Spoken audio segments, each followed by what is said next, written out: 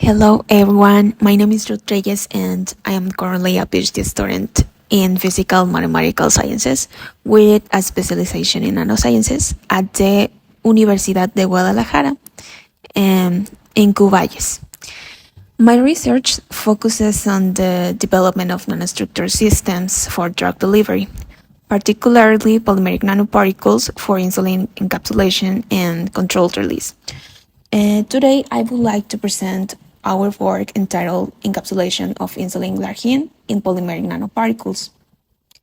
As an introduction, diabetes mellitus affects millions of people worldwide, and many patients require lifelong insulin therapy. Currently, insulin is mainly administered through subcutaneous injections. However, this route can be uncomfortable and invasive, and factors such as pain, needle anxiety, and difficulties with dosing may affect the treatment adherence. So, for this reason, oral insulin delivery represents an attractive alternative. Oral administration of insulin is challenging because insulin is a protein and can be degraded by enzymes in the gastrointestinal tract. And it also has poor absorption through the intestinal epithelium. Therefore, our approach is to use polymeric nanoparticles as a protective carrier for the insulin. In this work, we select tyrosine and alginate because they are biocompatible and biodegradable, and tyrosine also has mucoadhesive properties.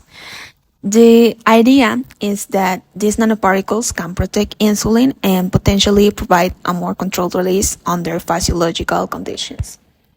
The main objective of this study was to synthesize and characterize tyrosine alginate nanoparticles for the encapsulation and controlled release of insulin. We evaluated their physicochemical properties, structural characteristics, stability, and their release behavior under different pH conditions. For the synthesis, we used an ionic gelation method.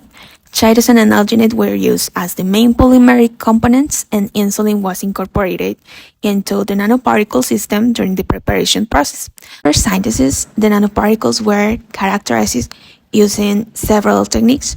We use dynamic light scattering to determine particle size and surface properties. We also use FDR spectroscopy to identify the characteristic chemical groups and evaluate the interactions between the components.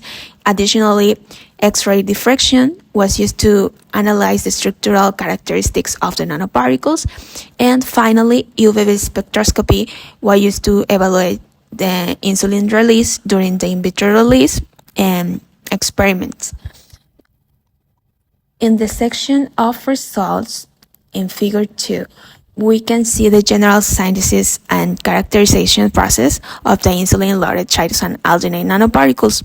The nanoparticles were successfully formed and insulin was incorporated into the polymeric matrix, and after the synthesis, the material was also lyophilized, as shown in Figure 5, and the lyophilization step allows us to obtain the nanoparticle in a dry form for further characterization. Moving to spectroscopic characterization, Figure 3 shows the FTIR spectra of the precursors used to prepare the nanoparticles. Then, in Figure 4, we compare the spectra of the tyrosine alginate nanoparticles without insulin, with insulin, and with the recombinant human insulin. Presence of characteristic bands associated with the polymers and insulin provides evidence of the incorporation of insulin into the nanoparticle system. This characterization is important because it allows us to evaluate the chemical interactions between the components of the formulation. And we have the DLS results. In Figure 7 shows the particle size distribution based on the intensity and number.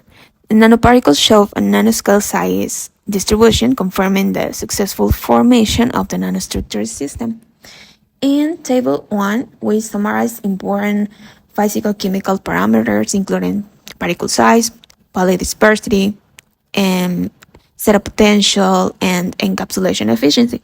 These parameters are important because they help us to evaluate the stability and suitability of the nanoparticle as a drug delivery system.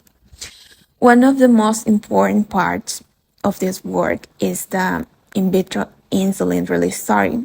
In figure 8, we can see the UVB spectra obtained during the release experiment at pH 7.4, and in figure 9, the percentage of insulin release is plotted as a function of time. The results showed a sustained release behavior at physiological pH, which is particularly interesting for a controlled drug delivery system. This suggests that the tyrosine matrix can retain the insulin and release it gradually rather than producing an immediate release. Overall, we successfully developed tyrosine nanoparticles loaded with insulin. The characterization results confirm the formation of the nanoparticle system and the incorporation of insulin. The nanoparticles also show good colloidal stability and a positive surface charge. The in vitro experiments demonstrated pH responsive behavior and sustained insulin release at physiological pH.